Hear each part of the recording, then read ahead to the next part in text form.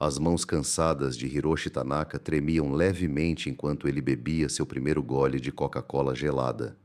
A bebida açucarada e borbulhante eletrizou sua garganta seca. Ao seu redor, outros prisioneiros de guerra japoneses olhavam estupefatos para os guardas americanos que distribuíam hambúrgueres embrulhados em papel. Batatas fritas servidas em caixas de papelão e garrafas de refrigerante que brilhavam como ouro líquido sob o sol forte de Nevada. Era agosto de 1945, e para aqueles homens que há muito esperavam a morte ou o tormento durante a Batalha do Mar das Filipinas, aquele momento simbolizava algo mais surpreendente do que uma conquista militar. Eles estavam vivenciando seu primeiro encontro com a prosperidade americana, uma espiada em um reino tão extraordinário que parecia outro planeta. Tanaka, um ex-sargento da Marinha Imperial Japonesa, havia imaginado a morte ou o tormento ao ser capturado. Inesperadamente, ele se viu sentado a uma mesa de piquenique em Camp McCoy, Wisconsin, observando os soldados americanos descartando descuidadamente sanduíches pela metade em lixeiras, enquanto ele e seus companheiros cativos recebiam refeições superiores às que muitos civis japoneses haviam experimentado em anos. O choque cultural foi tão profundo que alguns prisioneiros inicialmente se recusaram a comer, acreditando que a comida abundante estava envenenada ou era parte de uma sofisticada tática psicológica. No entanto, essa narrativa não é apenas sobre hambúrgueres e Coca-Cola. É sobre o choque entre duas realidades, uma caracterizada pela escassez, honra e sacrifício, a outra pela abundância, eficiência e produção em massa. Quando prisioneiros de guerra japoneses encontraram campos de prisioneiros americanos durante a Segunda Guerra Mundial, eles não estavam simplesmente suportando o cativeiro. Eles estavam experimentando uma cultura de consumo que eventualmente transformaria sua terra natal e o mundo como um todo. 1942 marcou um ano marcado pela Guerra do Pacífico, um conflito que alimentou ambas as nações com um turbilhão de violência que levou à perda de inúmeras vidas. Para o Japão, foi uma luta pela sobrevivência contra o imperialismo ocidental, uma luta sagrada, onde a morte era considerada preferível à rendição. O Código Bushido, profundamente arraigado no ethos militar japonês, incutiu nos soldados a convicção de que a captura era igual à desonra, não apenas para si mesmos, mas para suas famílias e ancestrais. Isso não era mera propaganda. Representava um sistema de crenças tão profundo que os soldados japoneses optavam pela morte em vez do cativeiro, frequentemente tirando a própria vida para evitar a desgraça da rendição. Simultaneamente, os Estados Unidos estavam aproveitando seu poder industrial sem precedentes. Fábricas que antes fabricavam automóveis, agora produziam tanques e aeronaves. Linhas que haviam revolucionado os bens de consumo foram reaproveitadas como ferramentas de guerra. Notavelmente, os militares americanos estavam reinventando sua abordagem para alimentar tropas e prisioneiros. Em nítido contraste, os soldados japoneses recorriam a bolinhos de arroz e peixe seco quando conseguiam garantir rações e frequentemente subsistiam com o que pudessem encontrar em ambientes de selva ou coletar suprimentos capturados. Seus equipamentos eram frequentemente improvisados, com linhas de suprimentos se estendendo por milhares de quilômetros de oceano. Eles lutaram ferozmente, acreditando que sua vitória era uma questão de vida e alma. No entanto, lutaram enquanto estavam famintos, doentes e cada vez mais desesperados, à medida que a guerra se prolongava. As forças americanas, por outro lado, eram sustentadas por uma força industrial que podia fabricar não apenas armas e veículos, mas um suprimento inesgotável de alimentos processados, bebidas engarrafadas e mercadorias. A mesma nação que foi pioneira nas linhas de montagem e na produção em massa, agora utilizava esses avanços em um campo de batalha global. Durante os combates, os soldados americanos carregavam rações K, com itens como chocolate, cigarros e café instantâneo. Ao estabelecer campos de prisioneiros, eles transportaram todo um sistema de consumismo americano, como fast food e refrigerantes, que deixaram seus prisioneiros japoneses atônitos no devido tempo. O influxo do primeiro número significativo de prisioneiros japoneses ocorreu após a campanha de Guadalcanal, por volta do final de 1942 e início de 1943. Estes não eram os soldados derrotados ou desanimados, como os comandantes americanos poderiam ter previsto. Em vez disso, eram tropas de elite, incluindo fuzileiros navais, paraquedistas e aviadores navais, que lideraram os triunfos iniciais do Japão no Pacífico. Eles haviam tomado Singapura, Hong Kong e as Índias Orientais holandesas. Eles tinham como alvo Pearl Harbor e governado as águas das Filipinas, as Ilhas Salomão. No entanto, de repente, eles estavam confinados em um território governado por regulamentos totalmente distintos dos seus. O espanto se instalou imediatamente após sua entrada sob custódia americana. O sargento Yukio Matsumoto, capturado em meio às batalhas em Saipan, relatou mais tarde seu espanto com o atendimento médico recebido. Os médicos americanos limparam meus ferimentos com suprimentos que eu nunca havia encontrado. Relembrou em entrevistas do pós-guerra. Eles possuíam bandagens lacradas em pacotes, remédios engarrafados em vidro transparente com rótulos impressos e instrumentos que brilhavam como prata. No Japão, até mesmo nossos hospitais militares lutavam por suprimentos essenciais. Aqui, eles pareciam ter um suprimento ilimitado de tudo, mas era a comida que os deixava completamente perplexos.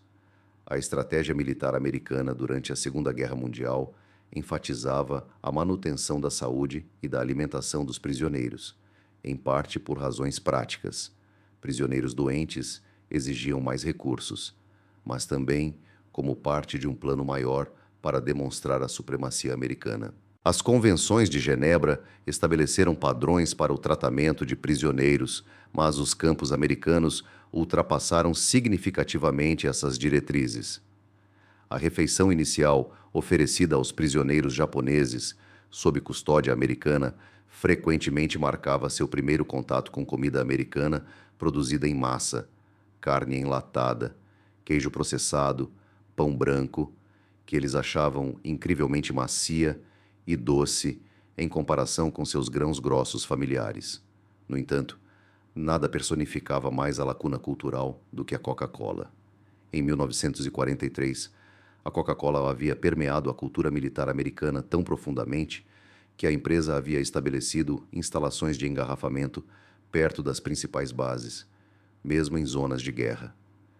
Para os soldados com saudades de casa, essa bebida gaseificada doce simbolizava um gosto de casa.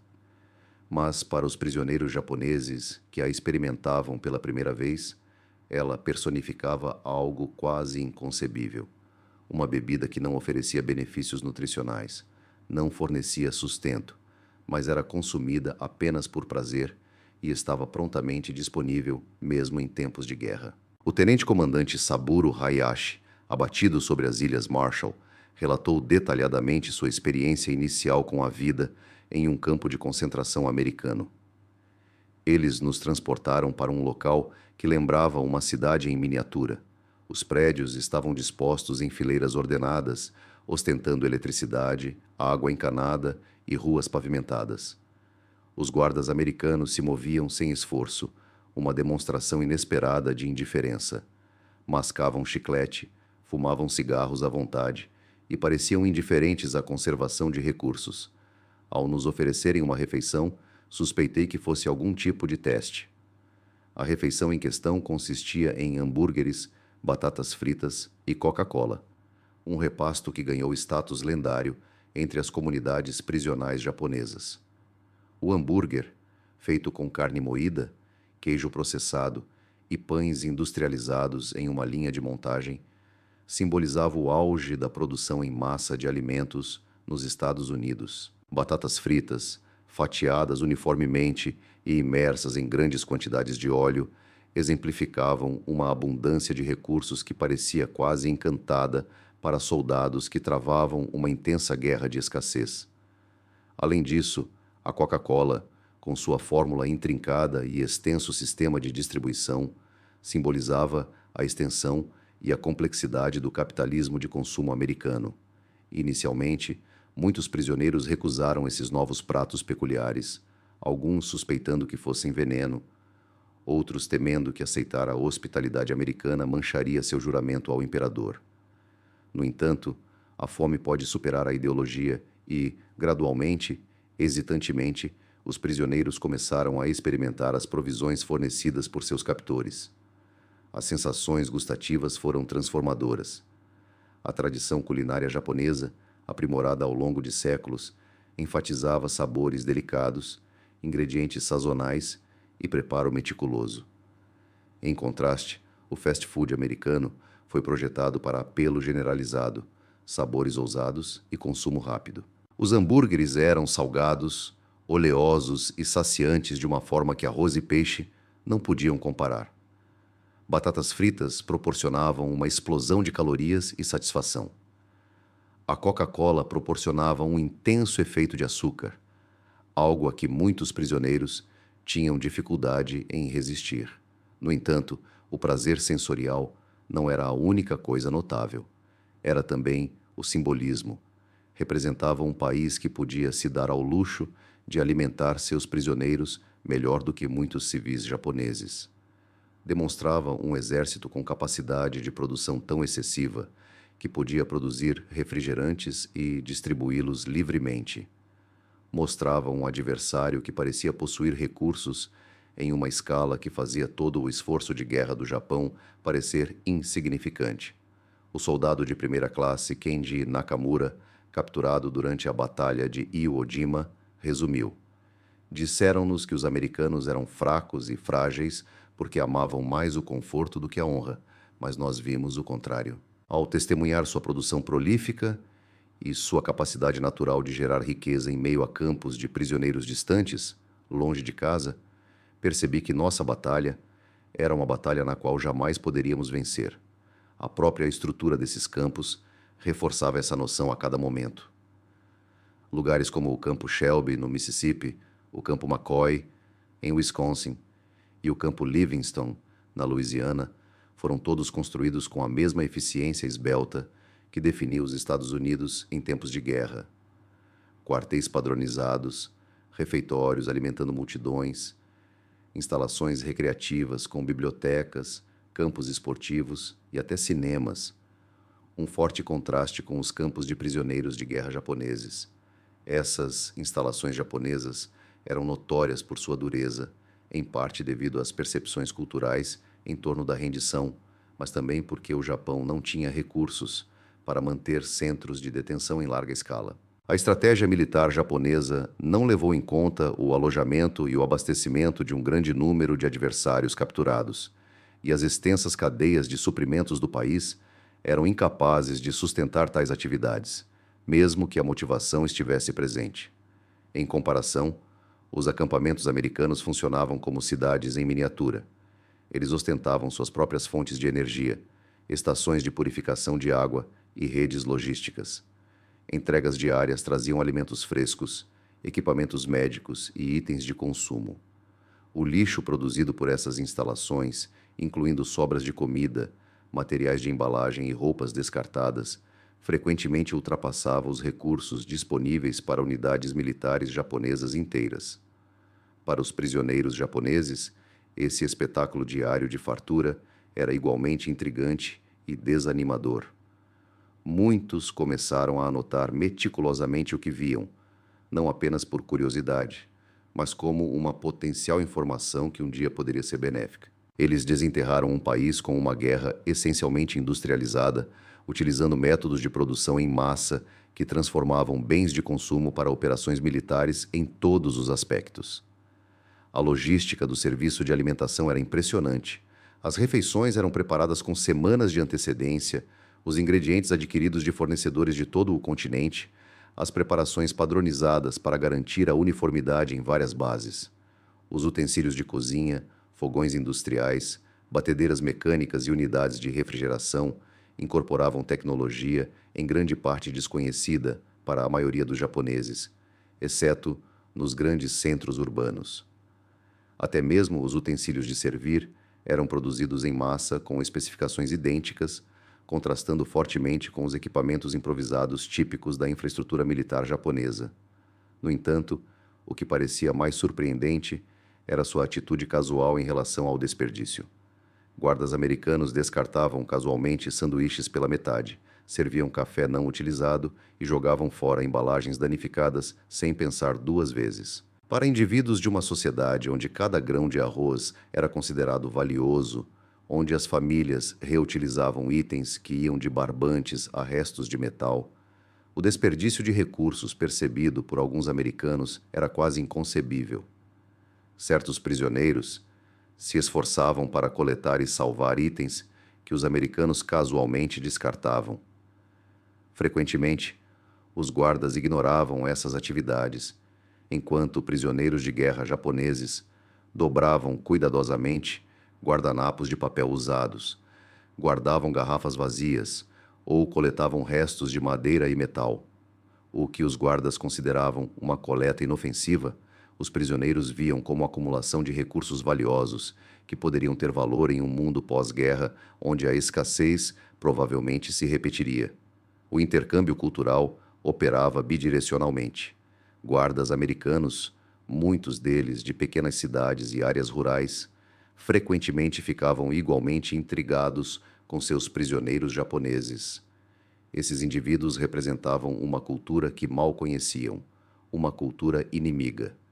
Homens que haviam demonstrado ferocidade excepcional em batalha, mas agora pareciam quase infantis em seu temor pela abundância americana. Alguns guardas começaram a ver seus prisioneiros não como adversários anônimos, mas como pessoas com histórias, apreensões e aspirações únicas. O cabo James Mitchell, guarda do campo McCoy, de Iowa, detalhou suas experiências mais tarde. Inicialmente, acreditávamos que todos eles eram fanáticos, prontos para nos atacar na menor oportunidade.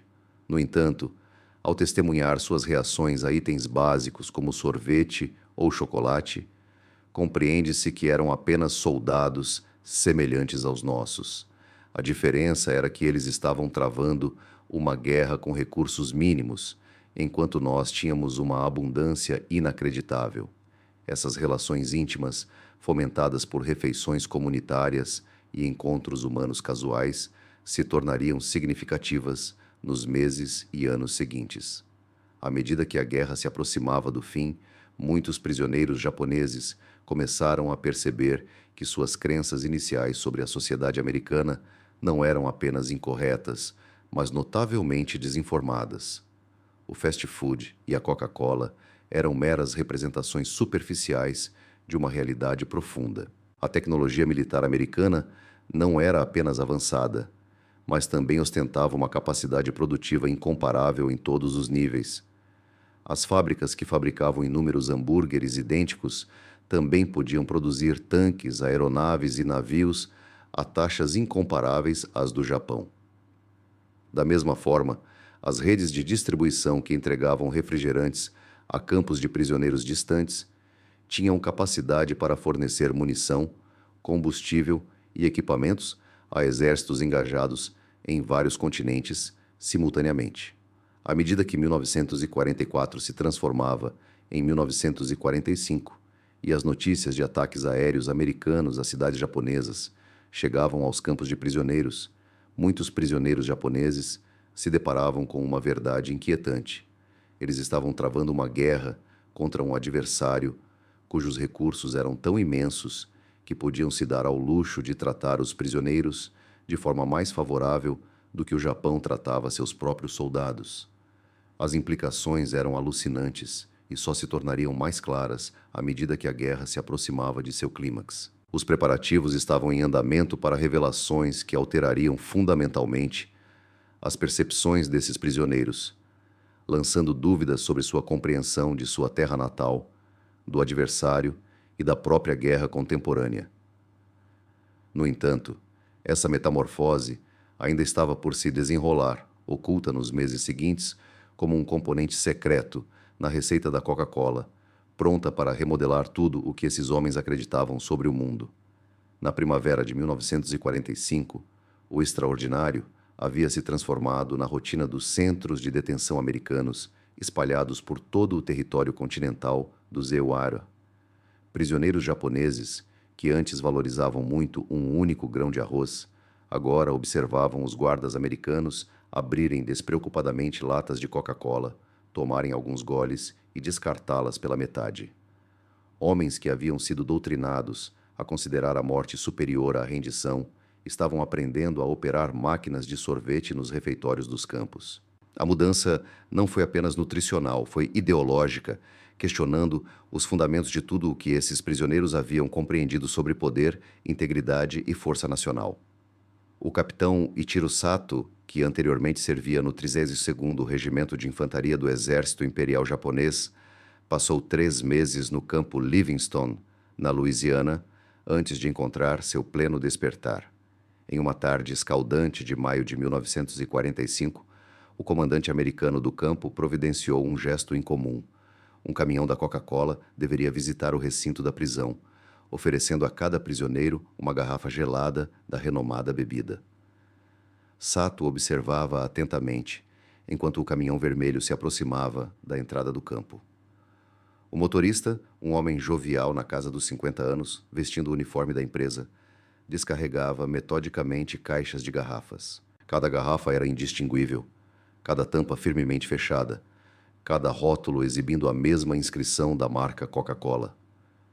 No entanto, o que mais chamou a atenção de Sato não foi a homogeneidade do produto, mas sim a profusão despreocupada de todo o processo. Como ele relatou mais tarde em suas memórias, este caminhão atendia não apenas ao nosso acampamento, mas a mais de uma dúzia de instalações espalhadas por toda a Louisiana.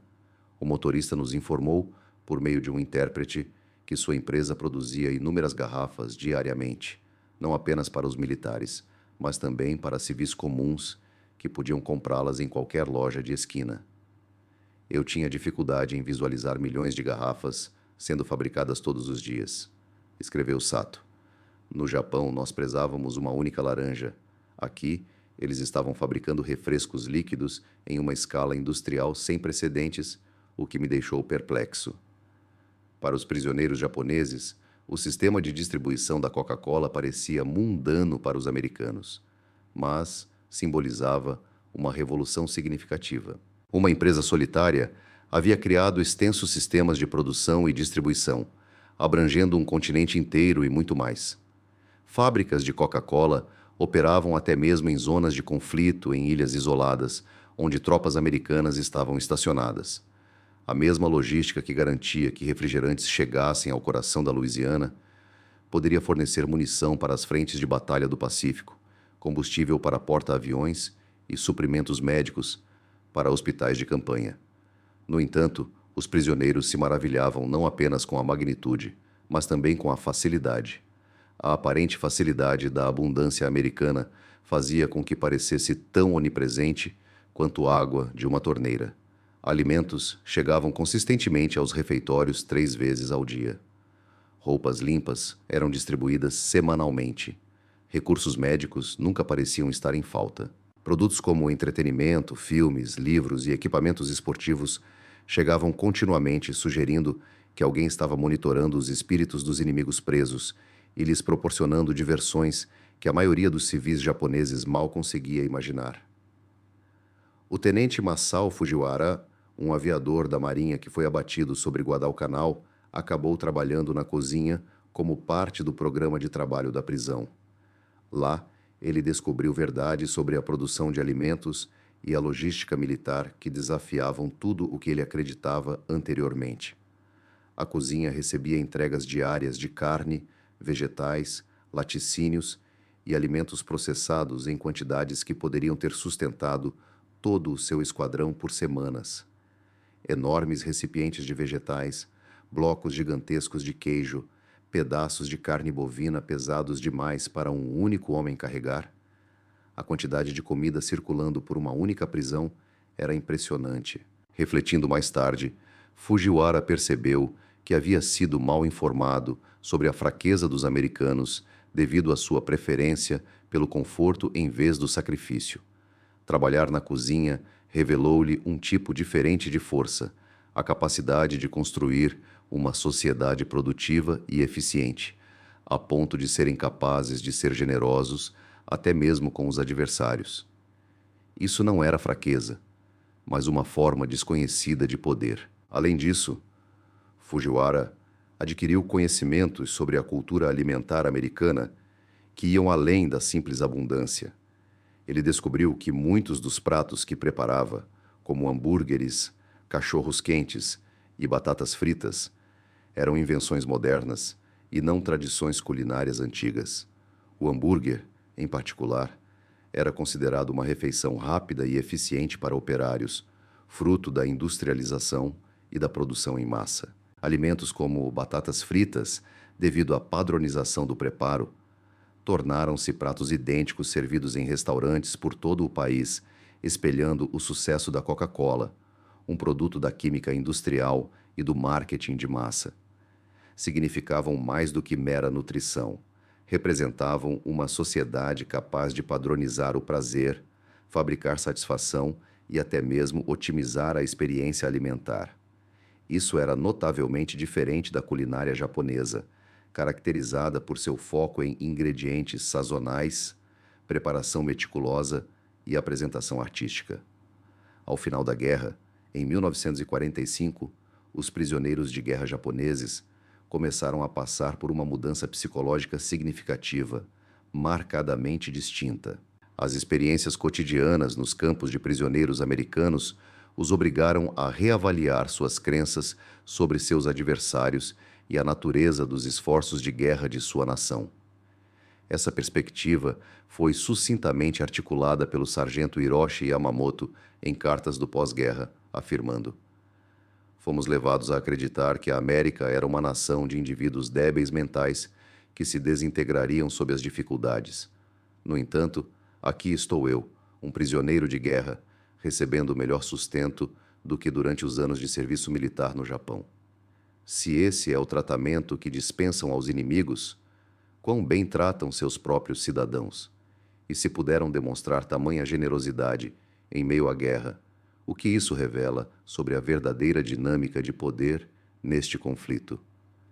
Essa questão perturbou muitos prisioneiros à medida que o verão de 1945 avançava. Os relatos do Teatro de Operações do Pacífico tornavam-se cada vez mais sombrios para o Japão. Aeronaves americanas sobrevoavam livremente as cidades japonesas, e os guardas dos campos discutiam abertamente a vitória iminente. A esperança persistia entre os prisioneiros, acreditando que a lendária resiliência do Japão poderia de alguma forma triunfar. Mas a manifestação do poder industrial americano era evidente em todos os lugares, desde garrafas de Coca-Cola descartadas em latas de lixo até embalagens de hambúrguer espalhadas sobre mesas de piquenique. O fim, quando chegou, foi repentino e surpreendente. Em 15 de agosto de 1945, o anúncio da rendição do imperador Hirohito ecoou pelas transmissões de rádio japonesas nos campos de prisioneiros. Para muitos prisioneiros, a notícia foi devastadora, não apenas porque sua nação havia caído, mas porque a aceitação da derrota os forçou a reconhecer o quão equivocadamente haviam compreendido a guerra que vinham travando. Nos dias que se seguiram à capitulação do Japão, algo extraordinário aconteceu nos campos de concentração americanos. Os muros psicológicos que separavam captores e prisioneiros ruíram de maneiras que pareciam inconcebíveis apenas algumas semanas antes. Os guardas americanos do pós-guerra do Pacífico, muitos dos quais lamentavam a perda de companheiros, encontraram uma camaradagem inesperada com antigos adversários, que passaram de ameaças percebidas a seres humanos à beira de um mundo transformado. Símbolos de uma civilização alienígena, como fast food e refrigerantes, transformaram-se em fontes de empatia. Inicialmente hesitantes, os detentos japoneses acabaram encontrando consolo nesses pratos familiares do campo. Os guardas começaram a instruir os prisioneiros sobre métodos culinários americanos, enquanto os detentos transmitiam conhecimentos sobre maneiras únicas de preparar arroz e vegetais, surpreendendo as tradições culinárias americanas. Kenji Suzuki, um soldado japonês que passou mais de um ano no campo McCoy, classificou a fase pós-rendição como um período de profunda iluminação. Antes da rendição, eu consumia comida americana devido à fome, sem alternativa. Após a rendição, compreendi o que essa comida simbolizava. Não se tratava apenas de prover sustento de forma eficiente.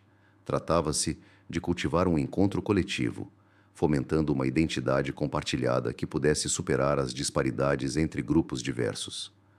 Observar soldados americanos de vários estados e etnias saboreando os mesmos hambúrgueres e Coca-Cola despertou uma profunda compreensão sobre o intrincado funcionamento da sociedade americana. Essa epifania revelou-se premonitória.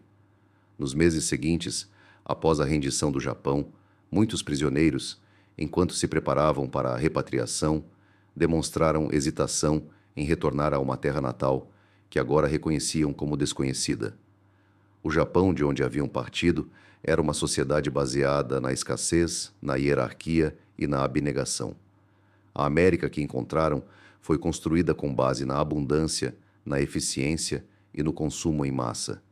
Esse contraste gritante levantou questões inquietantes sobre qual modelo prevaleceria no pós-guerra. O processo de repatriação serviu como uma demonstração final da proficiência organizacional americana. Os prisioneiros eram sistematicamente tratados em grandes centros de processamento, onde obtinham roupas novas, passavam por avaliações médicas e recebiam documentação.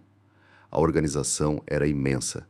Multidões de ex-prisioneiros de guerra, cada um necessitando de tratamento individual, movimentavam-se rapidamente por uma operação que funcionava com eficiência militar. Em meio a isso, os confortos comuns da cultura de massa americana estavam presentes. Refeições servidas uniformemente em bandejas, bebidas geladas acessíveis em todas as etapas, entretenimento e distrações fornecidos rotineiramente, além de atendimento médico. Muitos prisioneiros receberam pacotes de cuidados para a viagem de volta, repletos de itens que teriam sido considerados bens de luxo durante o Japão devastado pela guerra: barras de chocolate, cigarros, alimentos enlatados e, sim, garrafas de Coca-Cola para a longa viagem marítima de volta à sua terra natal, devastada. A generosidade era ao mesmo tempo reconfortante e tática. Representou uma demonstração final da abundância americana que daria a esses ex-adversários uma percepção significativamente diferente do país contra o qual haviam lutado. Embarcações de 1945 e 1946 que transportavam prisioneiros japoneses para casa serviam como emblemas da proeza industrial americana, particularmente os navios Liberty, cargueiros de montagem rápida, fabricados em massa por estaleiros americanos durante a guerra, carregados com prisioneiros repatriados e suprimentos de socorro. Eles simbolizavam a mesma produtividade responsável pela entrega de hambúrgueres e Coca-Cola a campos de prisioneiros isolados ao longo da guerra. À medida que esses navios se aproximavam da costa japonesa, ex-prisioneiros viam pela primeira vez a devastação causada pelos ataques aéreos americanos em sua terra natal, cidades em ruínas, portos repletos de navios naufragados e uma infraestrutura industrial outrora impressionante, parecendo primitiva em comparação com o que haviam visto nos Estados Unidos. O contraste era igualmente pungente e esclarecedor. Em dezembro de 1945, Hiroshi Tanaka, o ex-sargento da Marinha cuja história deu início ao nosso relato, estava a bordo de um navio voltando para casa, com a proa se aproximando da Baía de Tóquio. Dentro da bagagem, carregava uma garrafa de Coca-Cola quase vazia, guardada para aquele exato momento. Enquanto contemplava a vista destroçada de sua terra natal, tomou um último gole da bebida açucarada e borbulhante que se tornara a personificação de tudo o que aprendera sobre o poderio e a riqueza americanos.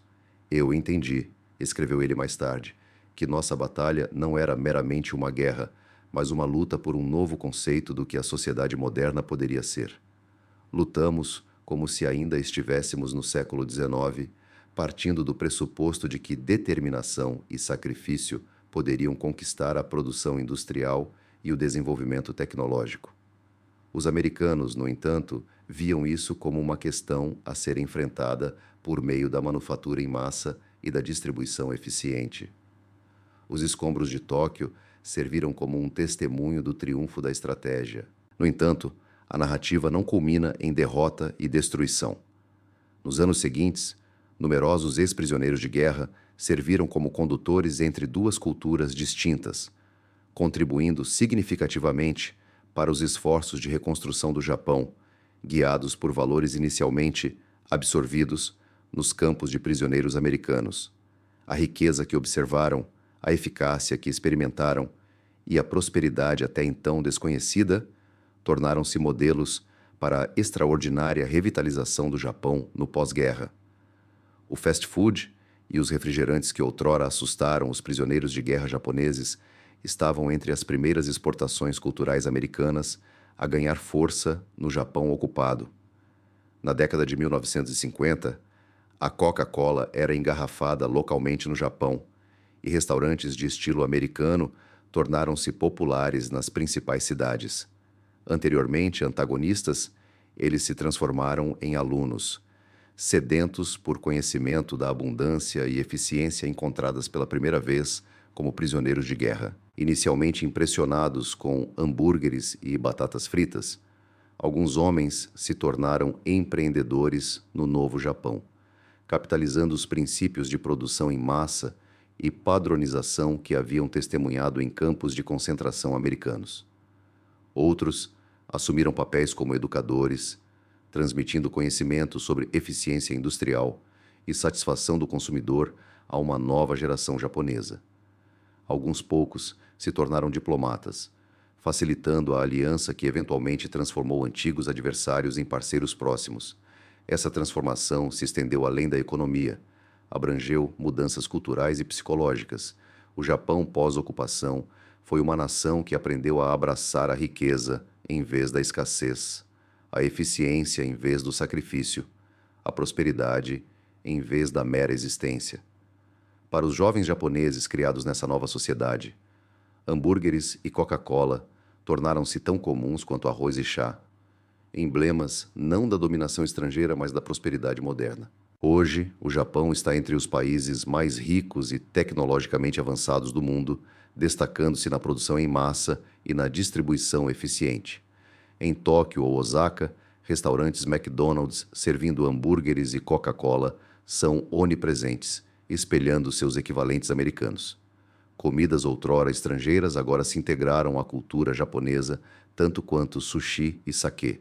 No entanto, o impacto mais significativo dos confrontos em tempos de guerra pode não ser a difusão do fast food, mas sim a mudança de pensamento no sentido de priorizar a abundância em vez da escassez, a eficiência em vez da tradição e a praticidade em vez da pureza dogmática.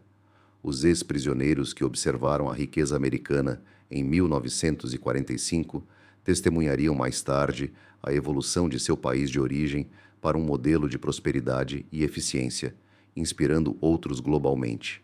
Nos tempos contemporâneos, o copo de metal não treme mais. Os hambúrgueres não são mais estranhos e a Coca-Cola pode ter perdido seu fator de choque inicial. No entanto, a lição daqueles campos de prisioneiros escaldantes de 1945 permanece tão aplicável hoje quanto era naquela época. Não se trata apenas de prontidão para fazer sacrifícios. A verdadeira força na era moderna reside na capacidade de gerar, fabricar e cultivar riqueza a partir da escassez. No final, os prisioneiros japoneses, maravilhados com o fast food e a Coca-Cola nos campos americanos, descobriram algo inestimável que estava além de qualquer inteligência tática ou estratégia secreta. Eles desenterraram o poder de uma mentalidade distinta que eventualmente ajudaria a transformar o Japão e, subsequentemente, todo o mundo moderno. A bebida borbulhante e o sanduíche embalado traziam em si a germinação de uma revolução destinada a reestruturar a economia global e redefinir o que significa viver em prosperidade e tranquilidade. O conflito havia terminado, mas a verdadeira vitória, a ascendência da riqueza sobre a escassez, da produtividade sobre a extravagância, do otimismo sobre o desânimo, estava começando.